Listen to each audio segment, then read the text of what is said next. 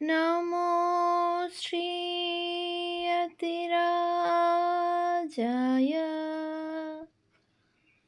বিবেকানন্দসূরয়ে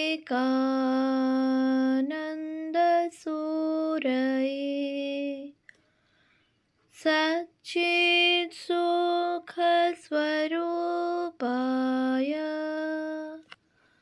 স্বামিনে তাপহারিণে।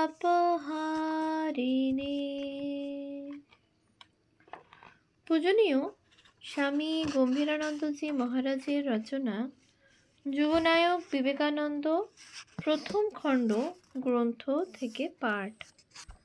পৃষ্ঠা সংখ্যা 120। সাংসারিক বিপর্যয় ও নবালোক। বঙ্গের বাহিরে স্বকার্যে নিযুক্ত থাকাকালে বিশ্বনাথবাবুর বহু মূত্র রোগ হয়। মৃত্যুর 1 মাস পূর্বে তিনি হৃদরোগেও আক্রান্ত হইয়া চিকিৎসকের পরামর্শ অনুযায়ী শয্যা গ্রহণ করেন। ইহার পরই একটি কার্যস্থলে যাইতে হয়। সেখান হইতে ফিরিয়া পত্নীকে বলেন যে মক্কেল তাহাকে বহু দূরে আলিপুরে দলিলপত্র দেখাইতে লইয়া গিয়াছিল। তিনি হৃদয়ে বেদনা অনুভব করিতেছিলেন। অতঃপর রাত্রে আহারের পর বুকে ঔষধ মালিশ করাইয়া তামাক সেবন করিতে করিতে তিনি কিছু লেখাপড়ার কাজে মন দেন। 9টায় উঠিয়া বমি করেন এবং তারপরই রাত্রি 10টায় হৃদযন্ত্রের ক্রিয়া বন্ধ হইয়া যায়। পরদিন নরেন্দ্রের জন্য পাত্রী দেখিতে যাওয়ার কথা ছিল এবং ওই জন্য বিশ্বনাথবাবু পরিধেয় বস্ত্র ঠিক করিয়া রাখিয়াছিলেন, কিন্তু সবই পণ্ড হইল। পিতার ঊর্ধ্বদেহিক ক্রিয়াদি সমাপনান্তে নরেন্দ্রনাথ অনুসন্ধান করিয়া বুঝিলেন তাহাদের আর্থিক অবস্থা ভয়াবহ। পিতা কিছুই রাখিয়া যাইতে পারেন নাই, বরং প্রচুর ঋণ রাখিয়া গিয়াছেন। সুদিনের বন্ধুগণ ও পিতার অন্নে প্রতিপালিত আত্মীয়বৃন্দ এই দুর্দিনে সরিয়া দাঁড়াইলেন। পূর্বপুরুষের ভিটার অংশীদারগণ শত্রুতা সাধনে প্রবৃত্ত হইলেন। বিশ্বনাথ পুত্রগণ দেখিলেন তাহারা তাহাদের ন্যায্য পৈতৃক অংশ হইতেও বঞ্চিত হইতে বসিয়াছেন। বিশ্বনাথের জীবনকালেই সম্পত্তি বিভাগের মকদ্দমা শুরু হইয়াছিল। 1883-84 ভূপেন্দ্রনাথ দত্তের গ্রন্থ 88 পাদটীকা। এক্ষণে স্বগৃহচ্যুত নরেন্দ্রনাথ আরও কিছুদিন ভাড়া বাড়িতে থাকিয়া পরে মাতা ও ভ্রাতা ভগিনীদের জন্য মাতামহী ভবনে 7 নং রামতনু বসু লেনে আশ্রয়ের ব্যবস্থা করিলেন। পরে ওই গ্রন্থে 219 ও 251 দ্রষ্টব্য। মকদ্দমা দীর্ঘকাল ধরিয়া চলিয়াছিল এবং অবশেষে নরেন্দ্রাদি স্বীয় ন্যায্য অংশ পাইয়াছিলেন। ভুবনেশ্বরী দেবী অবশ্য পূর্বেই আপোষে মিটমাটের চেষ্টা করিয়াছিলেন, কেননা মকদ্দমায় অর্থ ব্যয় তো ছিলই, অধিকন্তু পারিবারিক কলহ শেষ পর্যন্ত প্রকাশ্য আদালতে পৌঁছায়, ইহা ভাবিতেও তাহার কষ্ট হইতেছিল। কিন্তু অপর পক্ষ, বিশেষত কালীপ্রসাদ পত্নী, কোনো সম্মানজনক প্রস্তাবে সম্মত হইলেন না। প্রধানত ইহারই অত্যাচারে ভুবনেশ্বরীকে গৃহত্যাগ করিতে হইয়াছিল। ইহার পুত্রবধূ অর্থাৎ তারকনাথের পত্নী স্বামীর মৃত্যুর পর 1886 ইহার হস্তে পুত্তলিকাবৎ পরিচালিত হইতেন। অতএব তারকনাথ যে প্রভূত অর্থ রাখিয়া গিয়াছিলেন, তাহার বিধবা পত্নী তাহা মকদ্দমায় খরচ করিয়া অবশেষে সর্বশ্রান্ত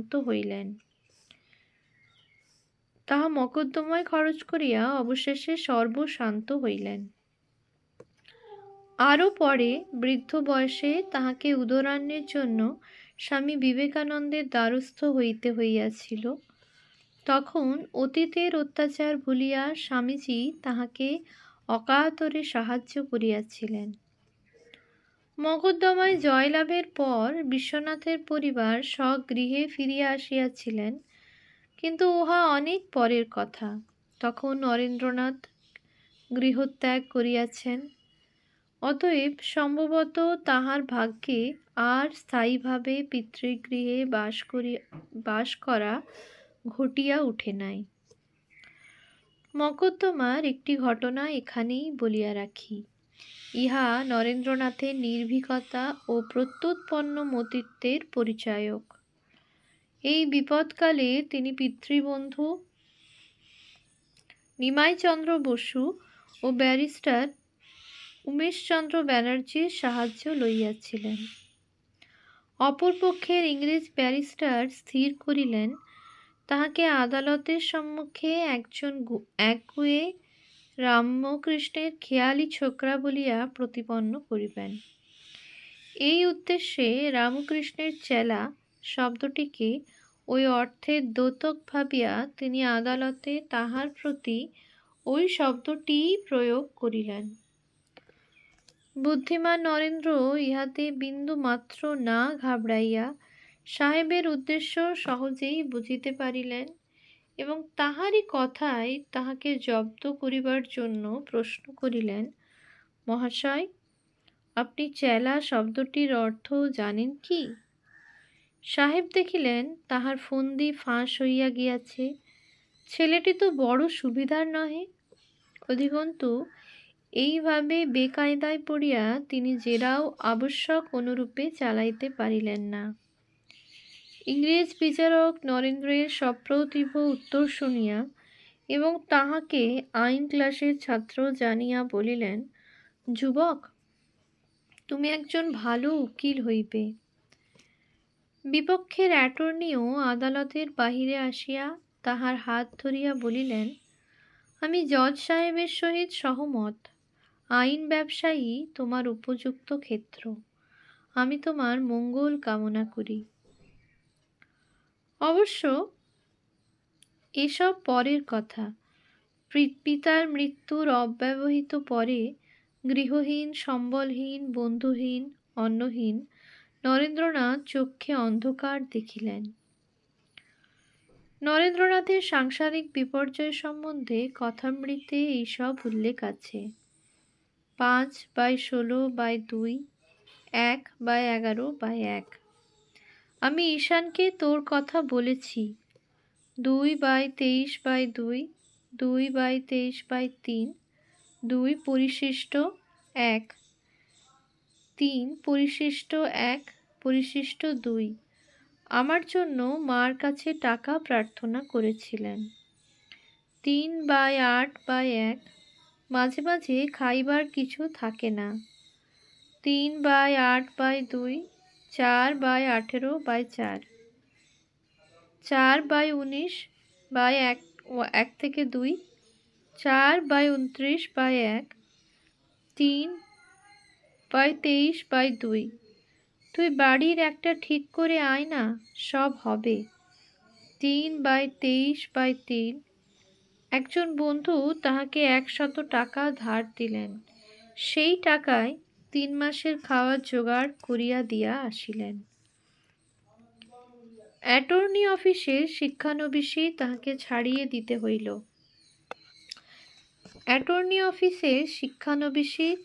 ছাড়িয়ে দিতে হইল। কারণ পরিবারের অন্নসংস্থানের জন্য তখন তাহাকে চাকরির সন্ধানে দ্বারে দ্বারে ঘুরিতে হইত। অথচ চাকরি পাওয়া সহজ হইল না। মাস্টার মহাশয় মহেন্দ্রনাথ গুপ্ত তখন বিদ্যাসাগরের প্রতিষ্ঠিত মেট্রোপলিটন ইনস্টিটিউশনের একটি শাখার প্রধান শিক্ষক ছিলেন। তাহার অনুরোধে নরেন্দ্রনাথ ইনস্টিটিউশনের সুকিয়া স্ট্রিটে অবস্থিত প্রধান শাখায় কয়েক মাস শিক্ষকতা করেন। ততঃপর সিদ্ধেশ্বর চন্দ্র লেন, চাঁপাতলায় ওই ইনস্টিটিউশনের এক নূতন শাখা খোলা হইলে তথায় তিনি প্রধান শিক্ষকের পদে নিযুক্ত হন। তিনি ওই কার্যে মাত্র 1 মাস ছিলেন, কারণ শ্রীমদর্শনের মতে ওই বিদ্যালয়ের সেক্রেটারি ছিলেন বিদ্যাসাগরের জামাতা। তিনি চাহিতেন যে হেডমাস্টার তাহার কথা মতো চলেন, কিন্তু নরেন্দ্রনাথের প্রকৃতি ছিল অন্যরূপ।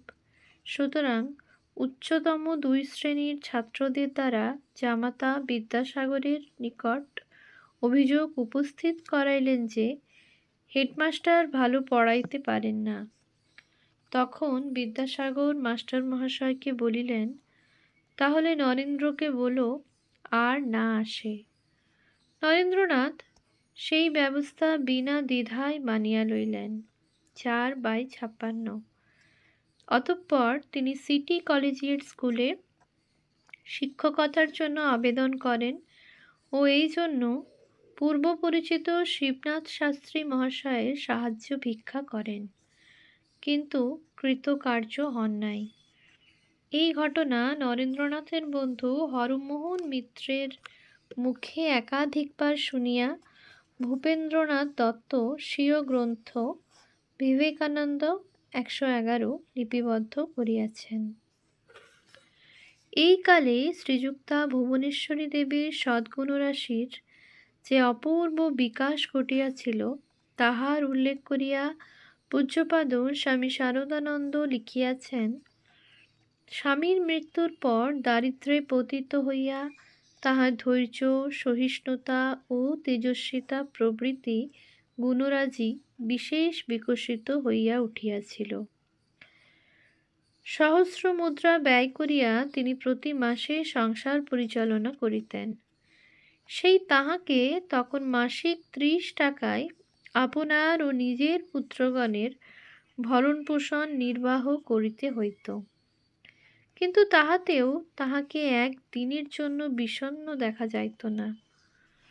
তাহার অশেষ সদ্গুণসম্পন্ন জ্যেষ্ঠ পুত্র নরেন্দ্রনাথ নানা প্রকার চেষ্টা করিয়াও অর্থকর কোনরূপ কার্যের সন্ধান পাইতেছেন না এবং সংসারের উপর বীতরাগ হইয়া চিরকালের নিমিত্ত উহা ত্যাগের দিকে অগ্রসর হইতেছেন। এইরূপ ভীষণ অবস্থায় পতিত হইয়াও শ্রীমতী ভুবনেশ্বরী যেরূপ ধীর স্থিরভাবে নিজ কর্তব্য পালন করিয়াছিলেন, তাহা ভাবিয়া তাহার উপর ভক্তিশ্রদ্ধা স্বতই উদয় হয়। লীলা প্রসঙ্গ 5/82-83। পিতার মৃত্যুর পর 3-4 মাস কাটিয়া গেলেও দুঃখের লাঘব হওয়া দূরে থাকুক, নিরাশার অন্ধকার নিবিড়তর হইতে লাগিল। নরেন্দ্র পথের সন্ধান পাইলেন না।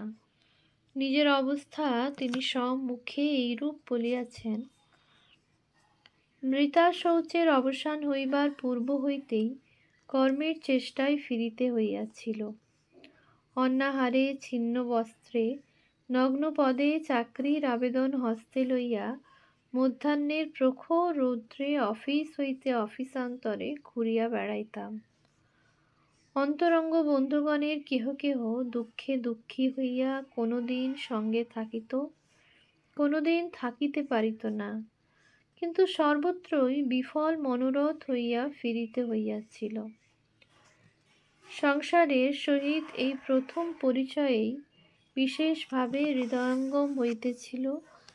স্বার্থশূন্য সহানুভূতি এখানে অতীব বিরল। দুর্বলের দরিদ্রের এখানে স্থান নাই। দেখিতাম 2 দিন পূর্বে যাহারা আমাকে কোনো বিষয়ে কিছুমাত্র সাহায্য করিবার অবসর পাইলে আপনাদিগকে ধন্য জ্ঞান করিয়াছে, সময় বুঝিয়া তাহারাই এখন আমাকে দেখিয়া মুখ বাঁকাইতেছে এবং ক্ষমতা থাকিলেও সাহায্য করিতে পশ্চাৎপর হইতেছে। দেখিয়া শুনিয়া কখনো কখনো সংসারটা দানবের রচনা বলিয়া মনে হইত। মনে হয় এই সময়ে একদিন রৌদ্রে ঘুরিতে ঘুরিতে পায়ের তলায় ফোস্কা হইয়াছিল এবং নিতান্ত পরিশ্রান্ত হইয়া গড়ের মাঠে মনুমেন্টের ছায়ায় বসিয়া পড়িয়াছিলাম। 2-1 বন্ধু সেদিন সঙ্গে ছিল, অথবা ঘটনাক্রমে ওই স্থানে আমার সহিত মিলিত হইয়াছিল। তন্মধ্যে একজন বোধ হয় আমাকে সান্ত্বনা দিবার জন্য গাহিয়াছিল, বহিছে কৃপাঘন ব্রহ্মনিশ্বাস পবনে ইত্যাদি।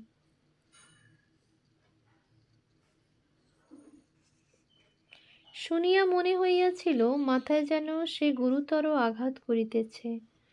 মাতা ও ভ্রাতাগণের নিতান্ত অসহায় অবস্থার কথা মনে উদয় হওয়ায় ক্ষোভে নিরাশায় অভিমানে বলিয়া উঠিয়াছিলাম, নে নে চুপ কর।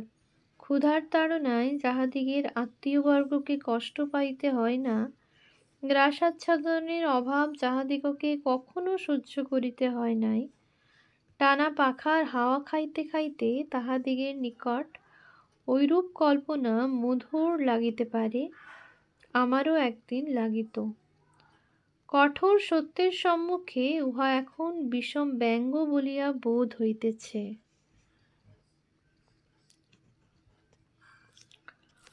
ওম শান্তি শান্তি শান্তি। হরিঃ ওম তৎসৎ। শ্রীরামকৃষ্ণার্পণমস্তু।